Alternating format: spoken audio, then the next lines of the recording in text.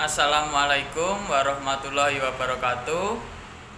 Perkenalkan, nama saya Wenang Gumelar dengan NPM 18144/2078. Sini saya akan memaparkan materi mengenai asas-asas dan prinsip bimbingan konseling lintas budaya. Asas ini merupakan landasan atau pijakan berpikir dari konselor dalam memberikan bantuan terhadap konseli agar proses konseling ini bisa efektif dan efisien.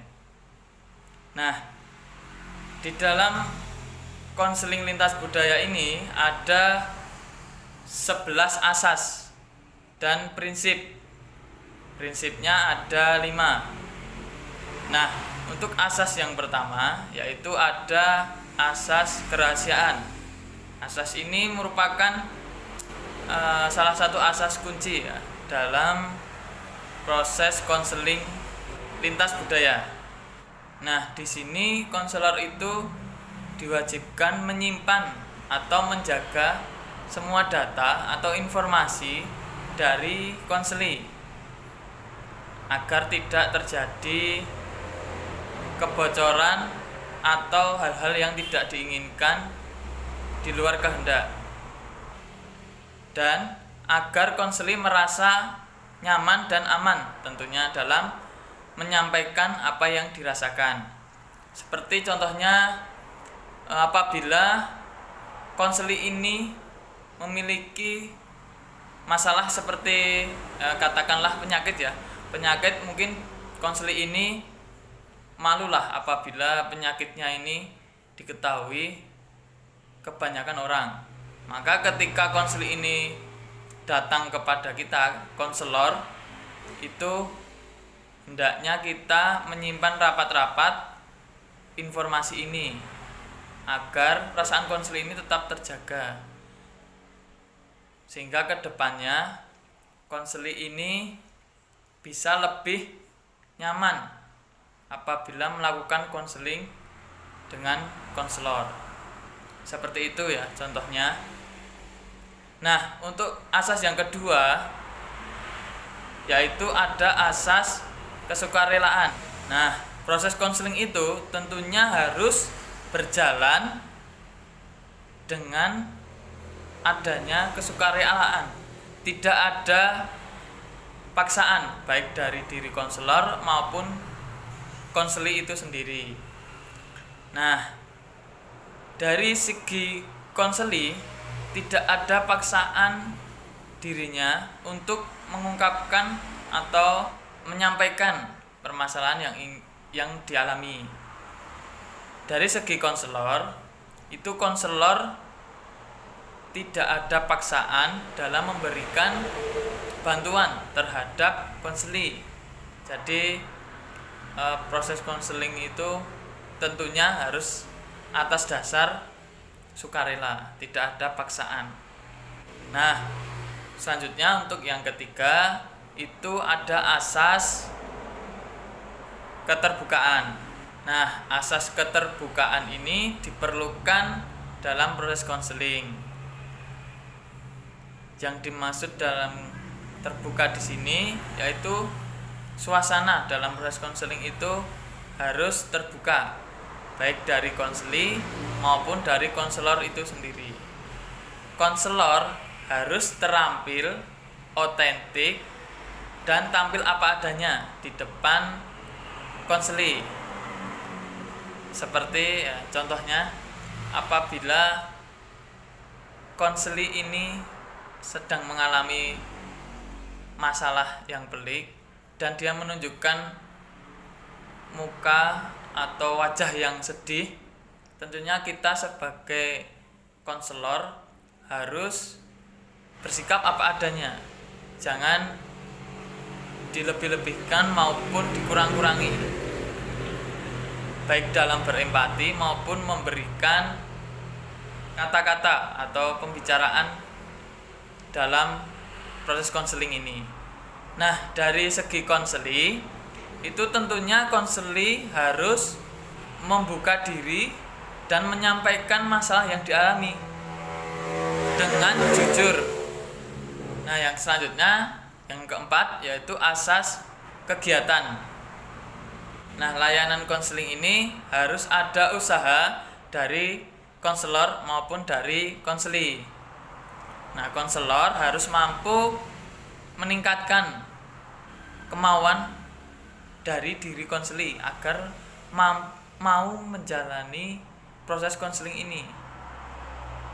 Kan ada ya itu, seperti contohnya ya ini, konseli itu terkadang hanya mau melakukan proses konseling 1 atau 2 kali pertemuan, padahal sebenarnya membutuhkan waktu yang lama karena masalah yang dialami. Nah, itu konselor dituntut untuk mampu membangkitkan atau meningkatkan kemauan dalam diri konseli itu supaya proses konseling ini tetap berjalan gitu.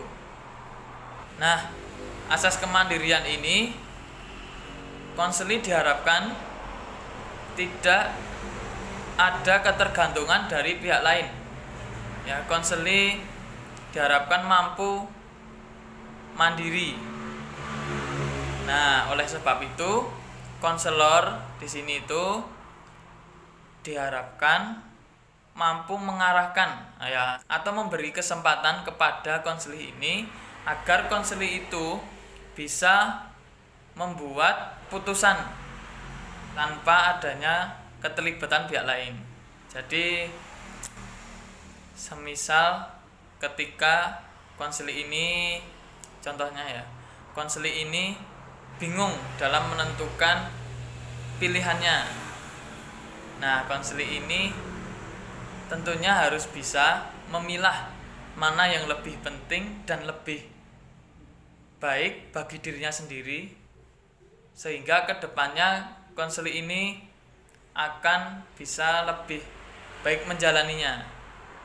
Jadi konseli ini harus bisa menentukan, seperti ingin melanjutkan perguruan tinggi atau bekerja. Nah, konseli ini kan SMK ya. Nah, itu konseli harus bisa memilih pilihannya sendiri. Konselor tidak diwajibkan memberikan keputusan. Nah, semua keputusan itu berada di tangan konseli itu sendiri. Gitu. Nah, selanjutnya yang keenam itu ada asas kekinian. Nah, asas kekinian ini maksudnya itu konselor tidak boleh menunda-nunda pemberian bantuan atau proses konseling terhadap konseli. Jadi harus sesuai dengan perkembangan zaman, bukan kecenderungan lama atau impian masa depan. Jadi contohnya ya, bukan kok memberikan solusi atau bantuan yang terlampau jauh ke depan, padahal konseli ini masih berada di bangku kelas 2 misalnya, 2 SMA. Nah, yang ketujuh ini ada asas keterpaduan. Nah, asas keterpaduan itu jadi proses konseling itu harus padu dan juga harmonis. Tidak ada tumpang tindih antara pihak yang satu dengan pihak lainnya.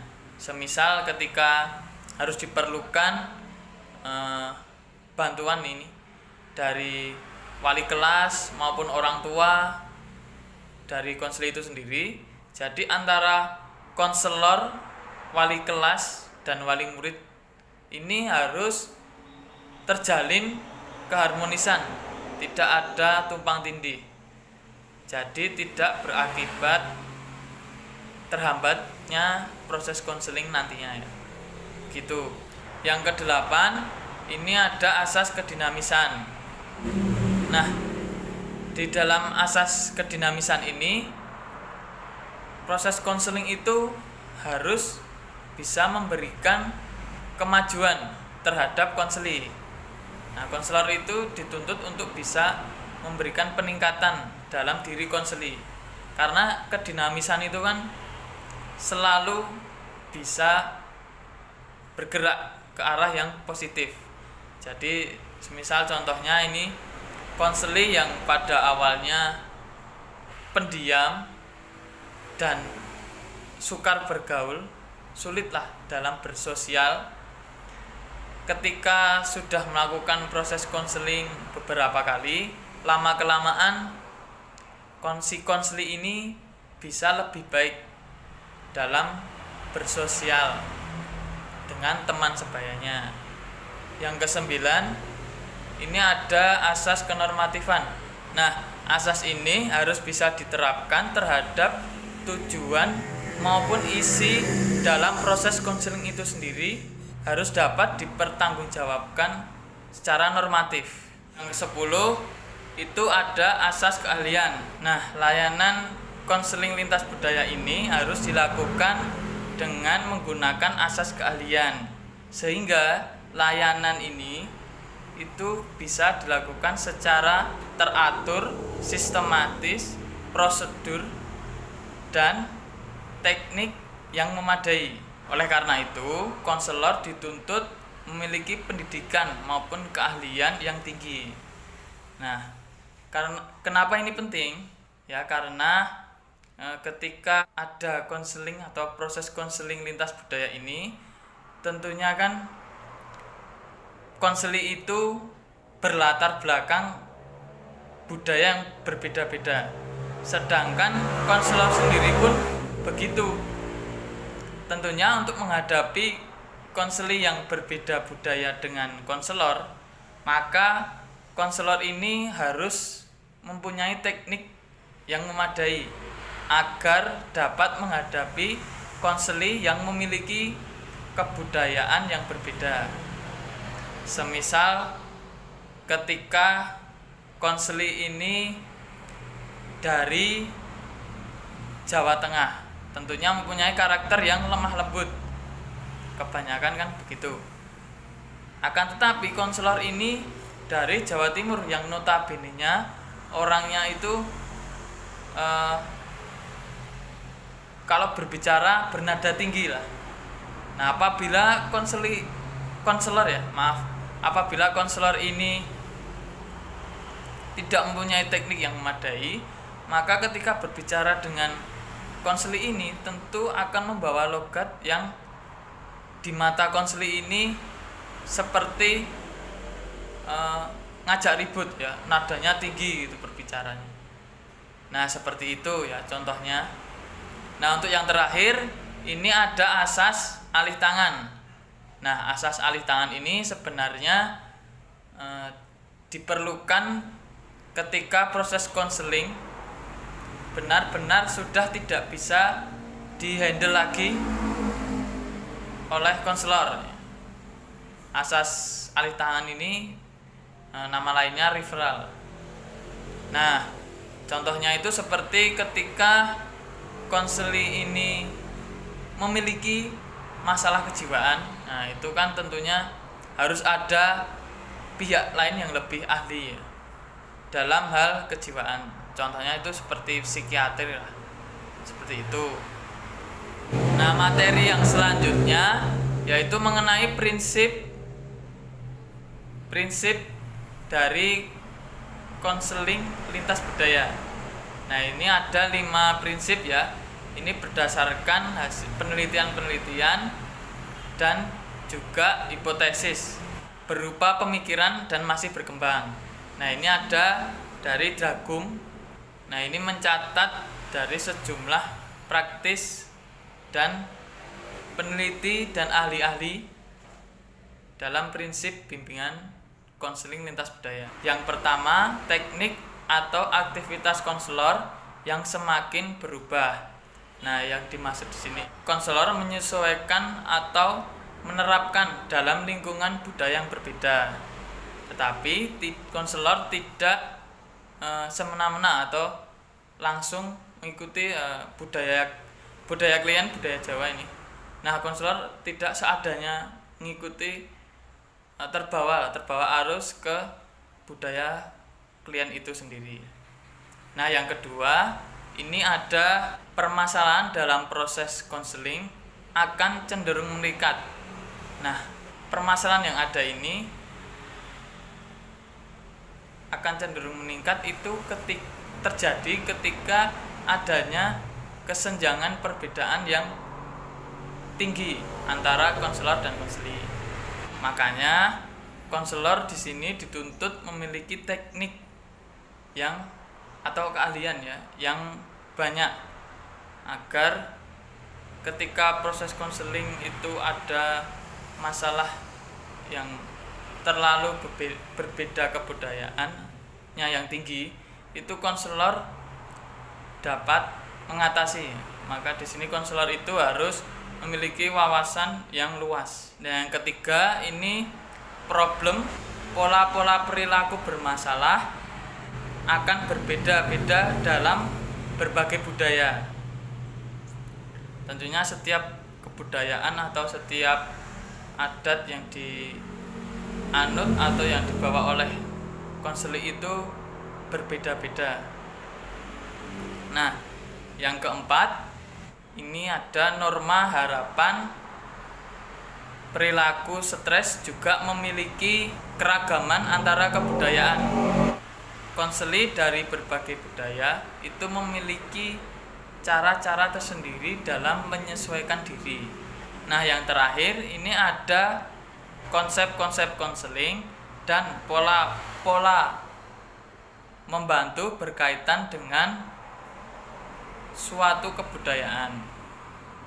Jadi, ketika membantu seorang konseli itu ada pola-pola tertentu yang harus sesuai dengan budaya yang ada atau budaya yang dibawa oleh konseli. Jadi agar nanti itu konseli itu bisa menerima lah terhadap masukan yang konselor berikan. Gitu. Terima kasih. Apabila ada salah kata maupun kekurangan materi dari yang saya sampaikan, saya mohon maaf. Wassalamualaikum warahmatullahi wabarakatuh.